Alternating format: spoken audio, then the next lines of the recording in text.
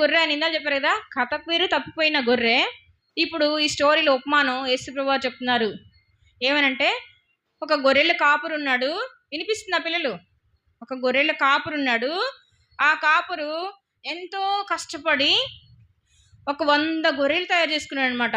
ఎన్ని గొర్రెలు?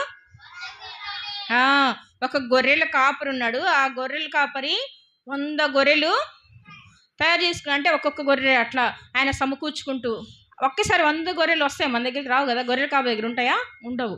ఒక్కొక్కటి అయినా చాలా కష్టపడి ఒక 100 గొర్రెలు సంపాదించుకున్నాడు. అర్థమవుతుందా? ఆ 100 గొర్రెలు కూడా గలిలయ ప్రాంతంలోని, ఈ పేర్లు గుర్తుపెట్టుకోండి, ఏ ప్రాంతంలోని? గలిలయ ప్రాంతంలోని ఆ కొండ ప్రాంతంలో, అక్కడ కొనలు అంటే సరస్సులు, నీళ్ళ సరస్సులు ఉంటాయి కదా, ఆ ప్రాంతంలో కొండ దగ్గర ఈ గొర్రెల కాపరి గొర్రెల్ని మేపుతూ వస్తున్నాడు. ఏం చేస్తున్నాడు? ఎక్కడ, ఏ ప్రాంతంలోని? గలిలయ ప్రాంతం, కొండ ప్రాంతంలోని గొర్రెలు మేపుతూ వస్తున్నాడు. ఆ గొర్రెల కాపరి ఇక్కడ కూర్చొని ఉన్నాడు, చూడండి ఒకసారి. ఉన్నాడా?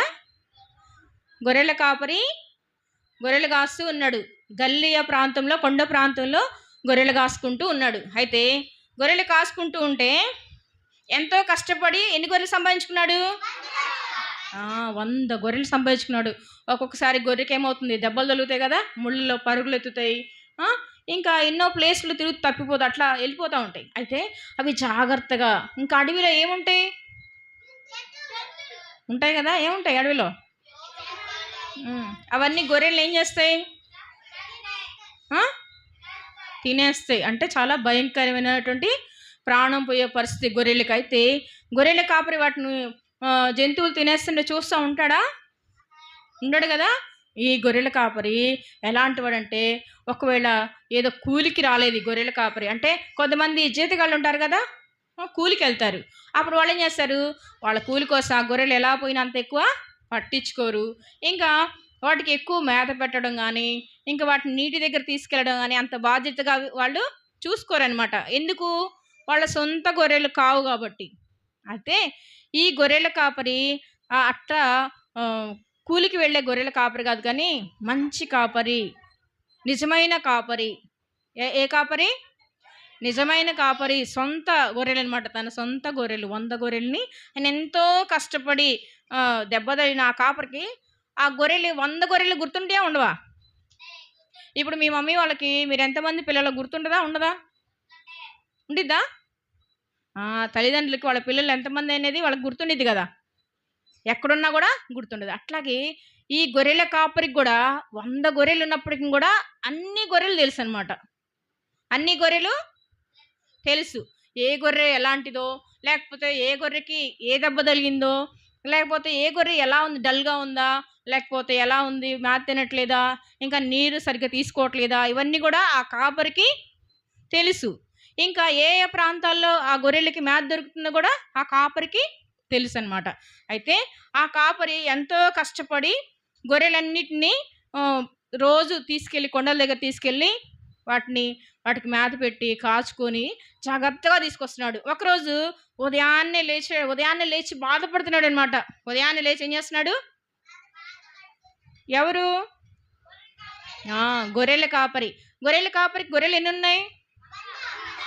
100 గొర్రెలు ఉన్నాయి. అయితే ఆ 100 గొర్రెల గురించి ఉదయాన్నే లేచి బాధపడుతున్నాడు. ఎందుకు బాధపడుతున్నాడంటే, ఆ 100 గొర్రెల్లో ఏమైపోయింది? ఒకటి తప్పిపోయింది. ఒక గొర్రె లేదనమాట. అప్పుడు గొర్రెల కాపరికి చాలా బాధ వచ్చేసింది అనమాట. మరి 100 గొర్రెల్లో ఎన్ని గొర్రెలు ఉంటే ఒకటి పోతే? ఒక గొర్రె వెళ్ళిపోయింది కదా, ఇంకా 99 ఉన్నాయి కదా, చాలా సంతోషంగా ఉండొచ్చు, ఒక్కటేగా పోనీలే అని ఊరుకున్నాడా? లేదు. చాలా బాధపడుతున్నాడు. అయ్యో, నా ఒక్క గొర్రె తప్పిపోయింది, ఎక్కడికి వెళ్ళిపోయిందని చాలా విచారంగా కూర్చున్నాడు అనమాట గొర్రెల కాపరి. కూర్చొని అది తప్పిపోయిందని మళ్ళీ లెక్క పెడుతున్నాడు. ఒకవేళ నేనేమైనా తప్పు లెక్కలు పెట్టానేమో, ఇంకొకసారి లెక్క పెడదాం అని చెప్పేసి మళ్ళీ లెక్క పెడుతున్నాడు అనమాట. లెక్క పెడితే ఎన్నిసార్లు లెక్క పెట్టినా కూడా 99 గొర్రెలు మాత్రమే వస్తున్నాయి. ఇక్కడ చూడు, గొర్రెల కాపరి లెక్క పెడతా ఉన్నాడు అనమాట. గొర్రెల కాపరి ఆ గొర్రెలన్నిటిని కూడా లెక్క పెడతా ఉన్నాడు. అయితే ఎన్నిసార్లు లెక్క పెట్టిన 99 వచ్చేసరికి చాలా బాధ, విచారం అనమాట. ఈ గొర్రె ఎక్కడికి వెళ్ళిపోయిందో అని ఆ రోజు ఇంకా వెళ్ళిపోయాడు అనమాట, అడవికి వెళ్ళాడు. ఆ గొర్రె, ఎందుకంటే కొండ ప్రాంతం అంతా ఎవరికి తెలుసు? గొర్రెల కాపరికి ఆ ప్రాంతం. ఏ ప్రాంతం అది? ఏ ప్రాంతం? గలిలియా కొండ ప్రాంతం. ఆ కొలం దగ్గర ఉన్నటువంటి ప్రాంతంలో ఇతను మళ్ళీ వెళ్ళి ఆ గొర్రె, తప్పిపోయిన గొర్రెని, అది ఎక్కడ తప్పిపోయిందో, ఏ పొద దగ్గర తప్పిపోయిందో ఎతుకుతూ వెళ్తున్నాడు అనమాట. వెళ్ళి చాలా కొండల వైపు చాలా సార్లు అట్లా తిరుగుతూ తిరుగుతూ తప్పిపోయిన దాన్ని ఎతుకుతానే ఉన్నాడు. ఎంత భోజనం చేయలేదు, ఇంకా రెస్ట్ తీసుకోలేదు అనమాట.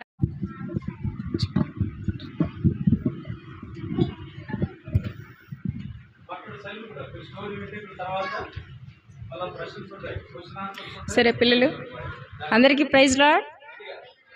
ప్రైజ్. సరే ఒకసారి అందరూ ప్రార్థన చేసుకుందాం అనమాట.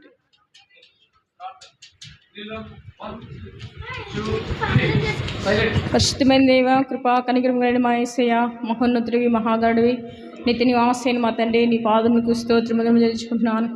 ఈ సమయంలోనైనా మరి ఇచ్చిన వీళ్ళకి పాటల ద్వారా మనం పొందుతూ వచ్చినారు. తిరిగి మరి లెసన్ ద్వారా నీ వీళ్ళతో మీరు మాట్లాడుతూ అవసరంగా ప్రార్థిస్తున్నాను. నిలబడుచున్నాను, మీ శిలువ చాటును మరుగుపరుచుకోనండి.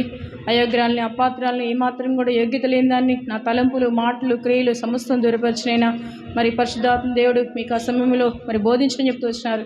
ఈ వాక్యాన్ని విశ్వసిస్తూనైనా మట్టిదాని నన్ను జ్ఞాపకం చేసుకొని దేవా మీ ఆత్మ నింపమని ప్రార్థన చేసి, నీ సిలువ కార్యమని విడుదల జరిగించమని, చిన్ని హృదయాలకు అర్థమయ్యే రీతిలో మీరు బోధించమని ప్రార్థన చేసి, నన్ను సంపూర్ణంగా ఖాళీ చేసుకుంటూ నీ ఆత్మ నింపమని ప్రార్థిస్తాను. బిడ్డలు కూడా నేను ఎక్కడ కూడా అల్లశక్తి పనిచేయకుండా పరిచుటం రక్తాన్ని ప్రోక్షించమని ఈ సన్నిధి కాంతిని కోరుకుంటూ మీరే ముందు తోడుని నడిపించమని ప్రార్థన చేస్తూ యేసుక్రీస్తు వారి ఉన్నతమైన శ్రేష్టమైన నామంలో స్తుతించి ప్రార్థించి వేడుకుంటున్నాం తండ్రి, ఆమేన్.